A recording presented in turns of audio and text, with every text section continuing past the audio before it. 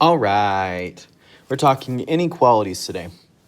Now, you've probably seen inequalities in the past. They probably look something like this: x greater than 4, or x less than or equal to 3. And you've probably answered them by putting in a 0, putting in 4, and then you put a circle in 4, and then you shade the way that we're going. In this case, we're looking for numbers bigger than 4, so we're going to shade this way, away from 0. Similarly, you put in for 0, you put in -3. We're looking for numbers smaller than -3, so you're going to shade away from 0. And we're going to put a circle on -3, but we're going to fill it in. The reason being, in this case, we know -3 is included because it has or equal to, as opposed to this one where we left the circle open because the 4 is not included. Today we're going to talk about a new way to represent this information. It's called interval notation.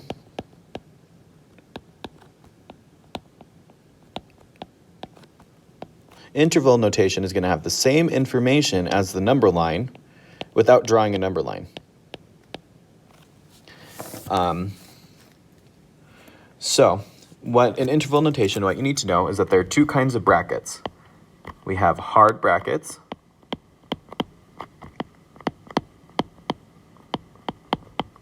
and soft brackets.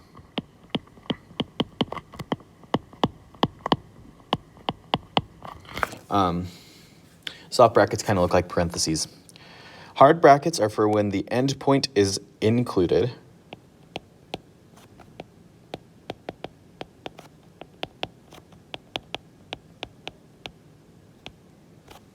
And soft brackets are for when the endpoint is not included.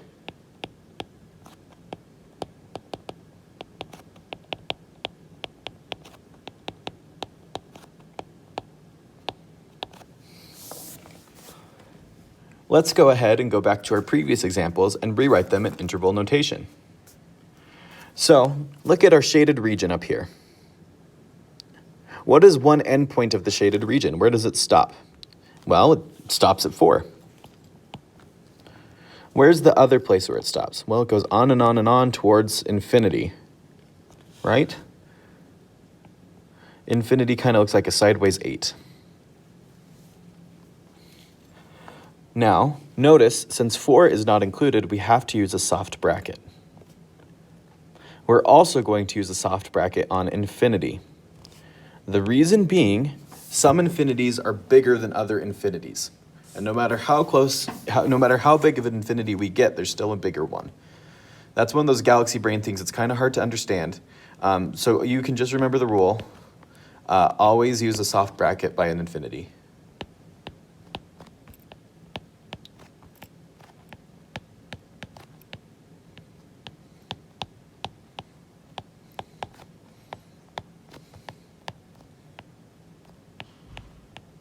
Always use a soft bracket by an infinity or negative infinity. Let's go ahead and try the other example as well. So notice, where's our region? Well, one endpoint for sure is going to be -3. And where's it going to? It's heading towards negative infinity. Notice we're going to use a soft bracket around the negative infinity, because we always do. But we're going to use a hard bracket around -3 because it is included. One small point to notice about this is, could we write -3, negative infinity, with our soft bracket and our hard bracket? While this is technically correct, all the correct information is there, it's in the incorrect order. Always write it in the form smallest, biggest.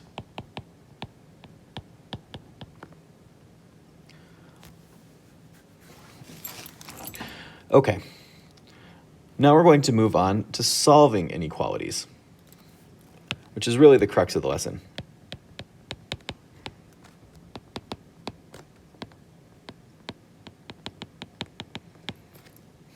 Let's consider just a nice handy example.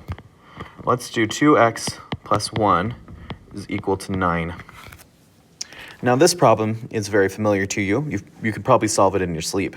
At this point, we can subtract 1, we get 2x equals 8. Then we divide by 2, we get x equal to 4. How many answers did we get? We got one answer. Now let's consider a related example. Let's consider 2x plus 1 is greater than 9. I've changed my mind. We're going to use less than 9. Same idea. Before we move on, this will be a little easier to illustrate, I think.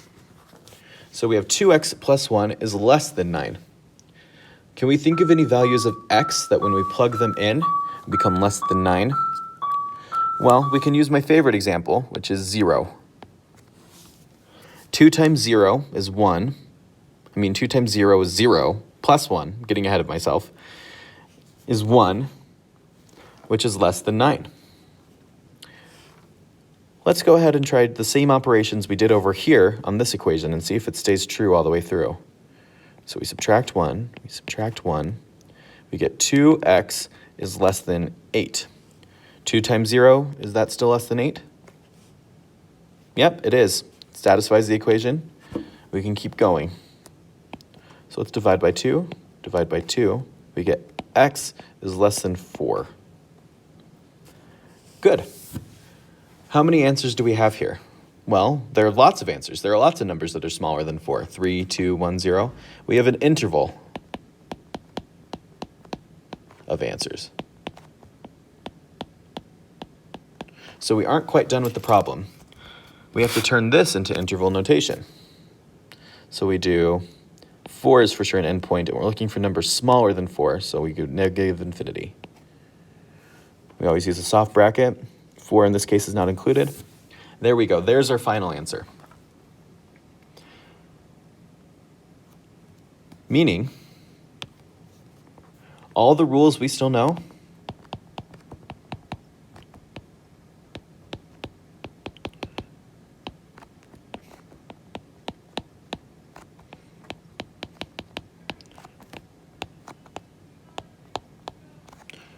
are still true, with one exception.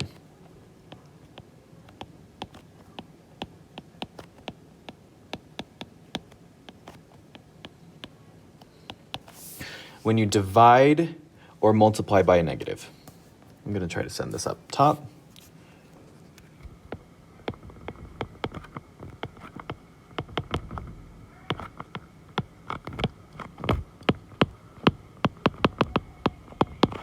Multiplying or dividing by a negative, you have to flip the sign.